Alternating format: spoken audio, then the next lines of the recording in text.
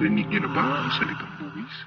Karamihan siguro, kapag narinig ang salitang buwis, mapapaisip sila na ito ay patungkol sa kamatayan o hindi kaya ito ay isang kapahamakan. Ikaw ba'y binabawal maligo ng iyong nanay sa ilog? Alam mo ba na madaming kilabot at hindi maipaliwanag na kakatuwang nangyayari sa ilog? Madami nang nalunod at nasawi ang buhay sa ilog. Ang iba ay hindi pa natatagpuan ang kanilang bangkay o ang kanilang labi. Taong Marso 2006, isang grupo ng kabataan ang naliligo sa ilog.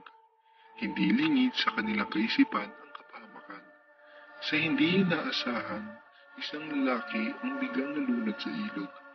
Kabut itong pumailalim sa tubig na hindi na nakita kailanman. Hindi matukoy kung ano ang sanhi ng kanyang pagkalunod. Siguro ito ay pinulikap o di kaya ay may humila sa kanya pailalim.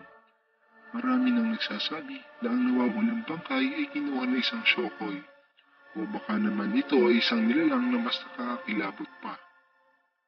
Habang kami ay nagbibidyo sa nasabing ilog, may isang boses kaming narinig, hindi namin alam kung saan nga pa nagmumula ang tunog na iyon.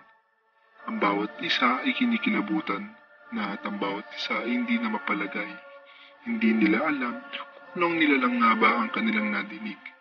Siguro ito ay kaluluwa ng mga nagbuwis ng buhay sa ilog na ito. At habang kami ay nag-i-edit ng video na to, may napansin kami sa ilalim ng tubig, sa hindi kalayuan, pagmasdang mabuti ang video na aming nakuha.